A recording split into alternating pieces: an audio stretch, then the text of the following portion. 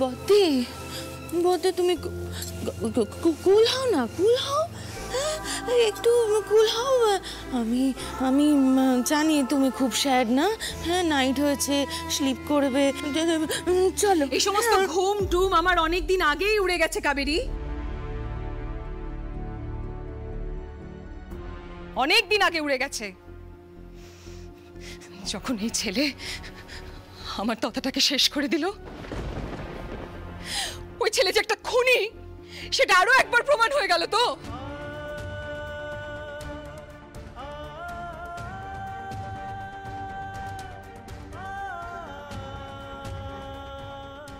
দিদি দিদি দোহাই তোমার, আমি তোমার সামনে হাত জোড় করছি, আমার ছেলেটা কিচ্ছু করেনি। শালিনী নিখোঁজ হয়ে যাওয়ার পর থেকে ও ভেতরে ভেতরে শেষ হয়ে গেছে। দিদি ওকে আর মেরো না,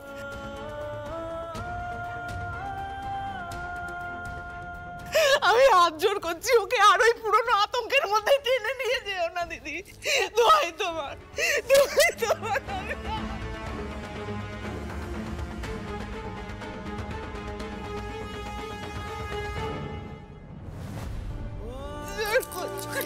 শান্ত, তুমি আমার কাছে এসো, এখানে এখানে দেখো, একটু দেখো না, আমি মায়ের সাথে কথা বলছি, একটু শান্ত। মা কি হয়েছে তোমার? কেন করো এরকম তুমি? হ্যাঁ বলো না মা, কেন এরকম করো তুমি? মাঝে মাঝে এতটা নির্দয়ের মতো ব্যবহার কি করে করো আমি সত্যি বুঝতে পারি না।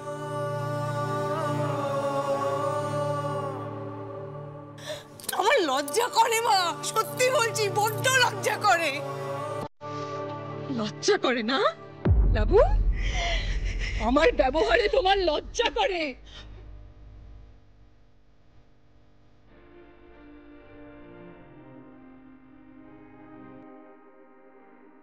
তোমার মায়ের পেটের ভাইকে যে মেরে ফেললো, তাকে ভাই বলে ডাকতে তোমার লজ্জা করে না?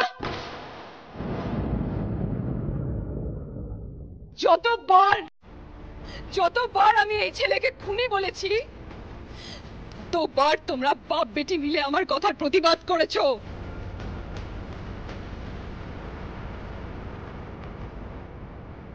কি বলেছো?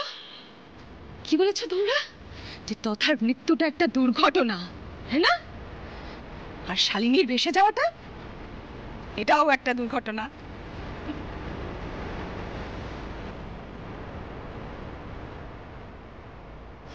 আগে বলো তো, প্রত্যেকবার এই রোহিতের উপস্থিতিতেই কেন এই দুর্ঘটনাগুলো ঘটে? আর এতে ওর কোনো হাত নেই, এটা বলতে চাইছো তোমরা?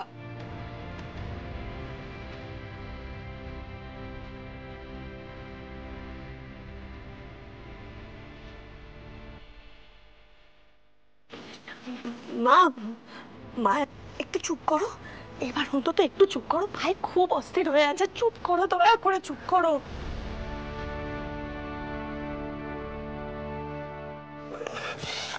দাদা ভাই, রোহিত না ভাই, প্লিজ দাও।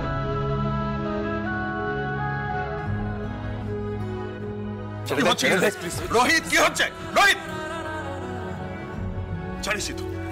জানিস তো বড় বলতে কেন সিরিয়াসলি নিচ্ছিস? উপরে চল, উপরে চল। হ্যাঁ হ্যাঁ শানু, হ্যাঁ তোমরা না ওকে ঘরে বন্ধই করে রাখো, কারণ ও বাইরে থাকলে আরো কতগুলো খুন করবে কে জানে।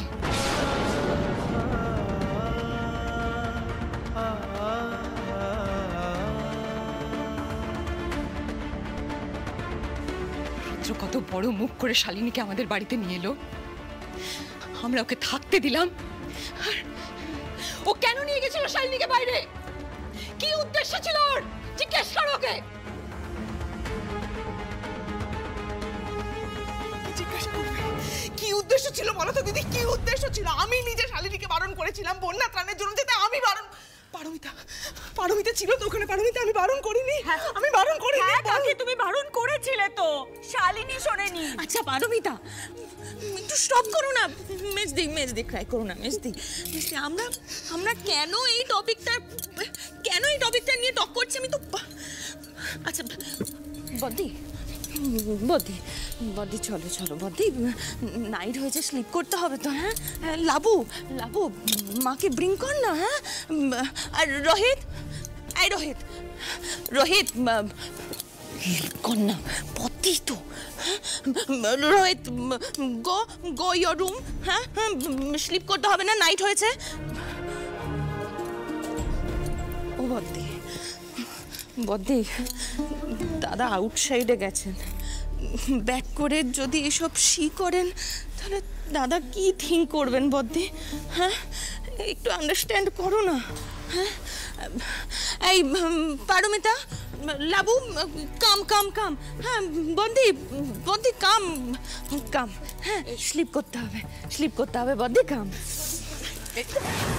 একটা খুনির জন্য এত সহানুভূতি কিসের তোমাদের?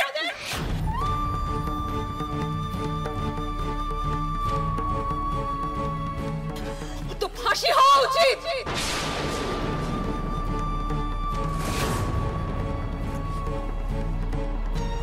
কোনো সাজা হবে না রোহিতের, কোনো সাজা হবে না।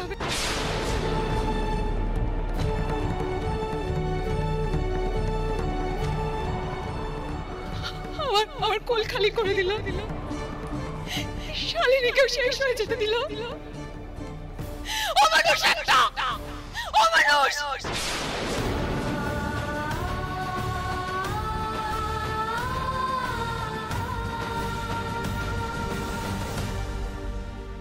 এক মিনিট জেঠিমা।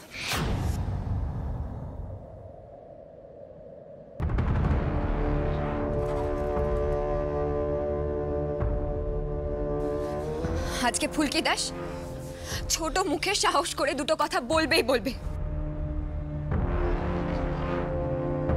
স্যার যদি এই বাড়িতে অমানুষ হয় তাহলে আরো একজন বড় অমানুষ আমার সামনে দাঁড়িয়ে আছে।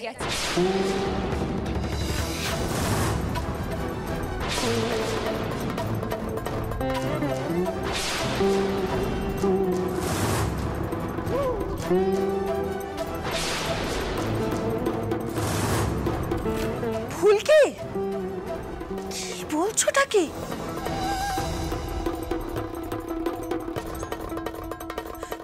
যাও ঘরে যাও, ঘরে যাও এক্ষুনি।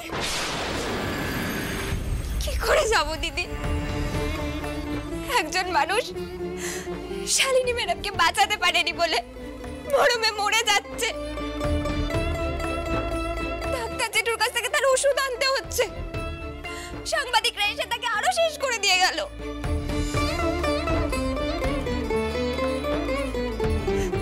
একজন নিজের মানুষ তাকে এই সময় খুনি কি করে বলতে পারে?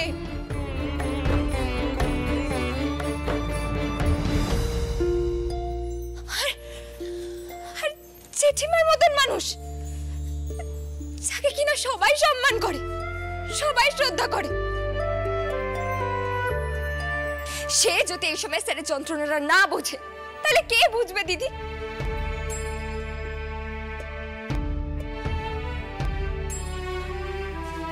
আর জেঠিমা তো মা দুর্গার মতো। দুদিন আগে বন্যায় ক্ষতিগ্রস্ত মানুষদের দেখে সব ভুলে তাদেরকে অন্ন জোগালো।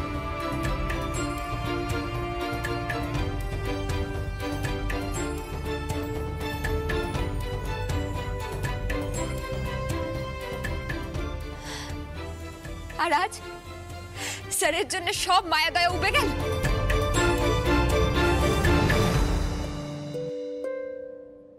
কি করে মানুষ এমন হয়?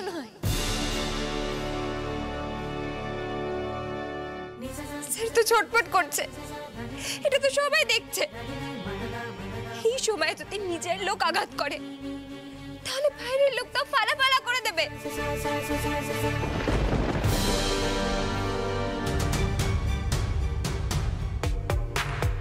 জেঠিমা, স্যার তো এখনো এত কিছুর পরও তোমাকে নিজের মায়ের মতো দেখে। মা হয়ে তোমার ছেলের প্রতি তোমার একটুও মায়া দয়া নেই।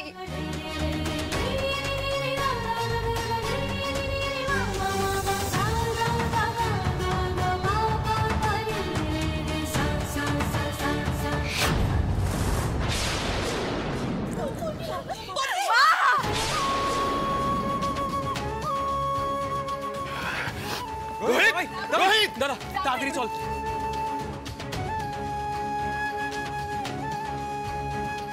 তুমি ফুলকিটাকে দেখো, আমি বড় বৌদিকে দেখছি।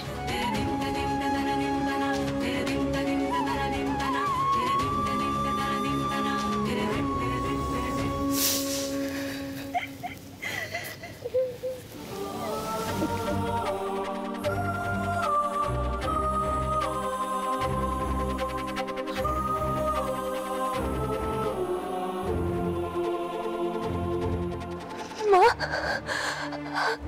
আমি কি আজকে খুব হাসপাতাল দেখিয়ে ফেলেছি, কিন্তু কি করব বলো, মা কালী দিব্যি বলছি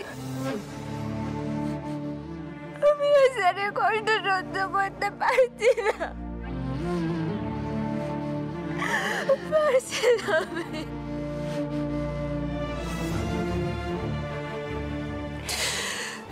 না রে ফুলকি, কথাগুলো আমার মুখ ফুটে বলা উচিত ছিল, পারিনি।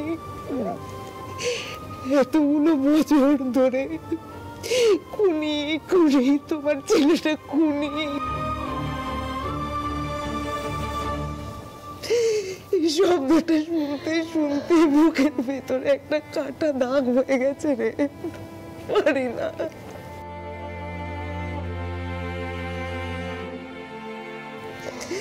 আর জোর গলায় কোনো কথা বলতে পারি না।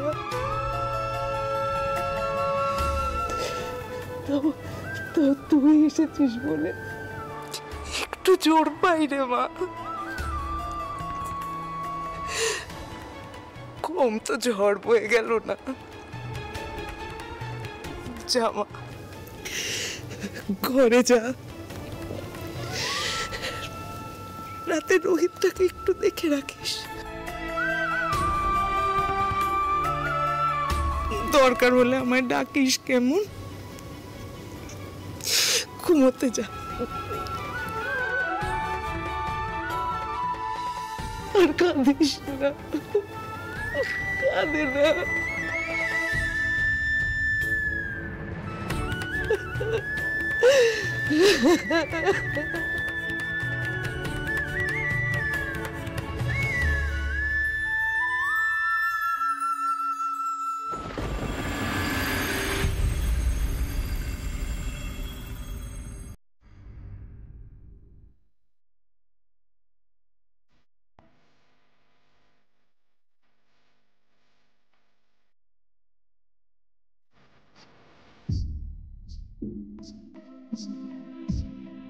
স্যার, দুধটা খেয়ে নিন, ওষুধ খেতে হবে। উঠুন স্যার, উঠুন।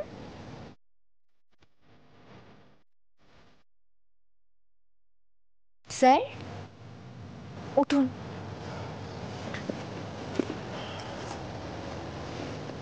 দুধটা খেয়ে নিন।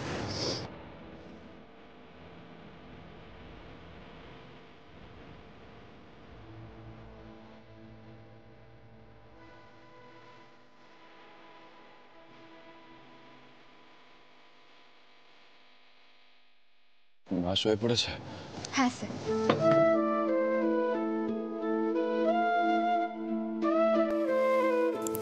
নিন স্যার, ওষুধটা খেয়ে নিন, ডাক্তার জেঠু দিয়েছে, বলেছে ভালো ঘুম হবে।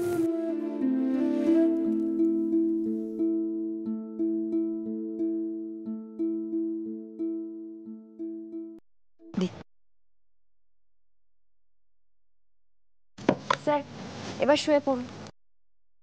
ফুলকি, হ্যাঁ স্যার, কিছু লাগবে? আর কত করবে আমার জন্য ফুলকি? কজনের সাথে ঝগড়া করবে আমার জন্য? লোকে তো আমার বদনাম করবেই।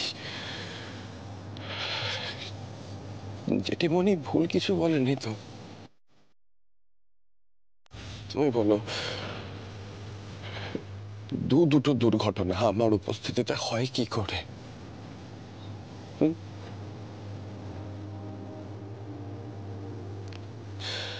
আমি আমি অভিশপ্ত ফুলকি। আমার উপর নিশ্চয়ই কোনো না কোনো একটা অভিশাপ আছে, না হলে বারবার আমারই এরকম অভিজ্ঞতা হয় কেন? কেন? আমার জন্য দাদা চলে গেল। আজকে শালিনীর এই দুর্ঘটনা হলো আমার জন্য। আমি দায়ী না? স্যার, আপনি এভাবে বলবেন না। আপনি এভাবে বারবার বললে আমার মনে হবে আমি বন্যার জলে ভেসে গেলে ভালো হতো।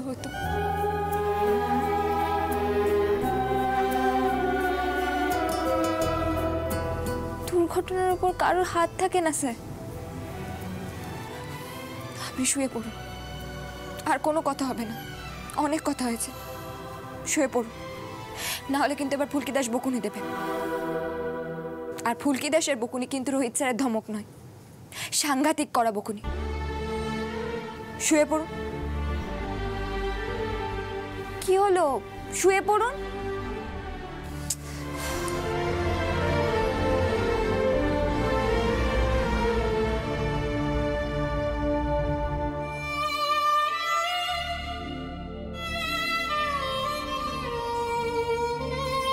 আমি আলো বন্ধ করে আসছি।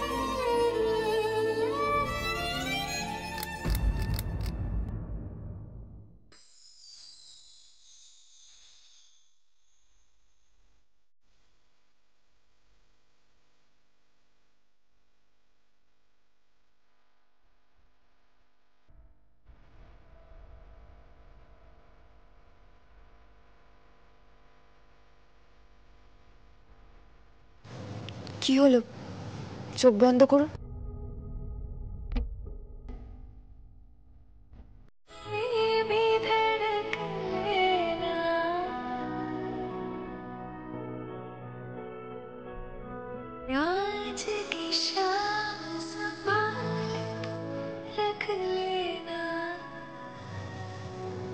ঘুমন।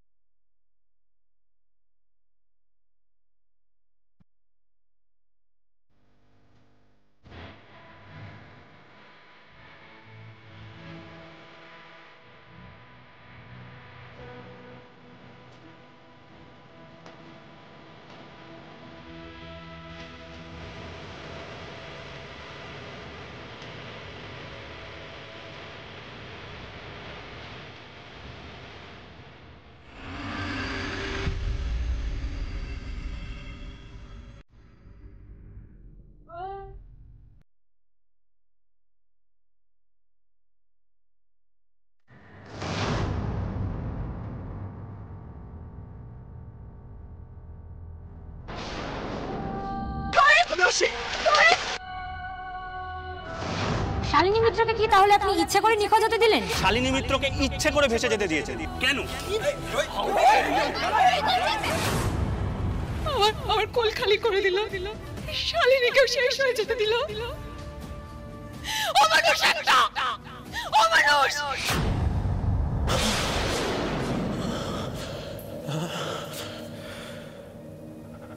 দাদা দাদা তুই কোথায় চলে গেলি? তোর মতো শালিনীও আমারই কারণে নিখোঁজ হয়ে গেল। আমার জীবনটা তছনছ হয়ে গেল, একেবারে তছনছ হয়ে গেল জীবনটা।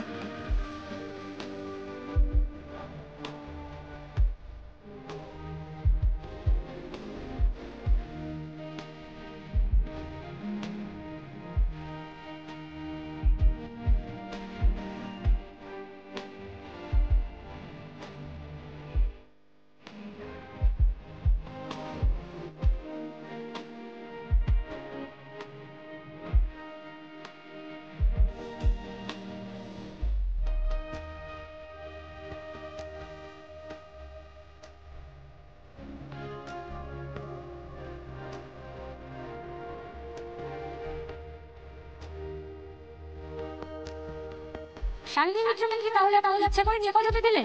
শালিনী মিত্রকে ইচ্ছে করে ভেসে যেতে দিয়েছে কেন? কোনো সাজা হবে না রবিদের, কোনো সাজা হবে না, তো ফাঁসি হওয়া উচিত। আমার কোল খালি করে দিল, শালিনীকে শেষ হয়ে যেতে দিল।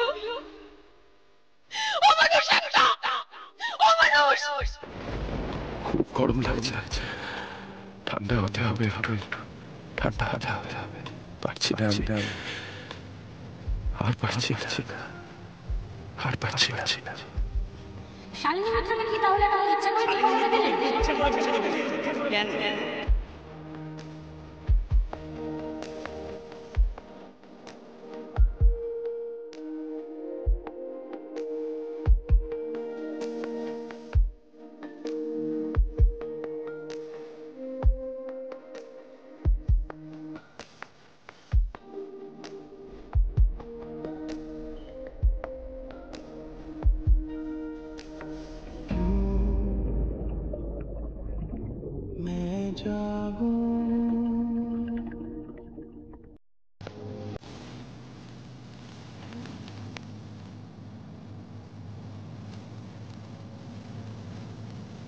স্যার, স্যার কোথায় গেলেন?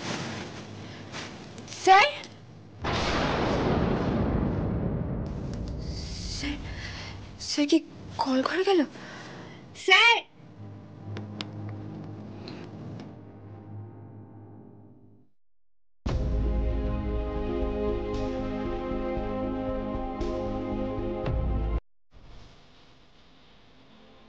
কল ঘরে তো স্যার নেই।